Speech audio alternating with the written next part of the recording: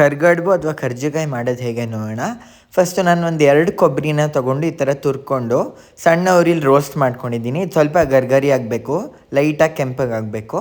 Next ಅದು ತಣ್ಣಗಾದ್ಮೇಲೆ ಕೈಯಲ್ಲಿ ಒಂಚೂರು ಪುಡಿ ಮಾಡಿಕೊಂಡು ಇದಕ್ಕೆ ಒಂದು 3/4 ಪಾವಷ್ಟು ಬೆಲ್ಲ ಸೇರಿಸ್ಕೊಳ್ಳಿ. ಸ್ವಲ್ಪ ಜಾಸ್ತಿ ಕಡಿಮೆ ಮಾಡ್ಕೊಬೋದು, ಪುಡಿ ಮಾಡಿ ಹಾಕ್ಕೊಳ್ಳಿ. ನೆಕ್ಸ್ಟು ಹಿಟ್ಟು ಕಲಸಿಟ್ಕೊಂಡಿದ್ದೆ ನಾನು. 1 ಪಾವಷ್ಟು ಚಿರೋಟಿ ರವೆಗೆ ಒಂದು ಚಿಟಿಕೆ ಅರಿಶಿನ ಹಾಕ್ಕೊಂಡು ಸ್ವಲ್ಪ ಸಾಫ್ಟಾಗಿ ಕಲಸಿಟ್ಕೊಳ್ಳಿ. ಅದು ನೆನಿಲಿ ಒಂದು ಅರ್ಧ ಮುಕ್ಕಾಲು ಗಂಟೆ ಅಟ್ಲೀಸ್ಟ್. ಒಂದು ಸಣ್ಣ ಉಂಡೆ ಹಿಟ್ಟು ತೊಗೊಂಡು ಅದನ್ನು ತೆಳ್ಳಗೆ ಲಟ್ಟಿಸ್ಕೊಂಡಿದ್ದೀನಿ.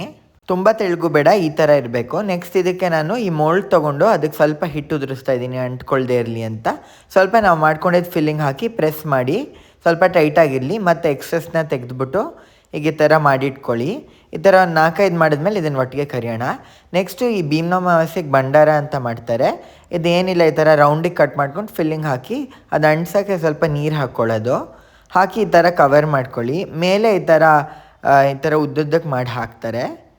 ಸೊ ಈಗ ಇದನ್ನು ಕರ್ಕೊಳ್ಳಿ. ಮೀಡಿಯಮ್ ಫ್ಲೇಮಲ್ಲಿ ಇಟ್ಕೊಂಡು ಕರ್ಕೊಳ್ಳಿ, ತುಂಬ ಹೈ ಫ್ಲೇಮಲ್ಲಿ ಕರಿಬೇಡಿ. ಚೆನ್ನಾಗಿ ಗರಿ ಆಗಬೇಕು. ಸ್ವಲ್ಪ ಬಣ್ಣ ಬದಲಾಗುತ್ತೆ ನೋಡಿ, ಕೆಂಪಗಾಗುತ್ತೆ.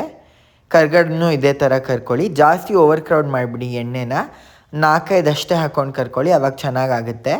ಇದು ಅಷ್ಟೇ ಸ್ವಲ್ಪ ಕೆಂಪಗಾದ್ಮೇಲೆ ತೆಗೆದ್ರೆ ಕರ್ಗಡ್ಬು ರೆಡಿ ಆಗುತ್ತೆ. ನೀವು ಈ ರೆಸಿಪಿ ಟ್ರೈ ಮಾಡಿ ಮುಂದಿನ ಹಬ್ಬಗಳಲ್ಲಿ. ನೋಡಿ, ನಮ್ಮ ಮನೇಲಿ ಈ ಥರ ಪೂಜೆ ಮಾಡಿದ್ವಿ. ನನ್ನ ಪೇಜ್ನ ಫಾಲೋ ಮಾಡೋದು ಮರಿಬೇಡಿ. Thank you.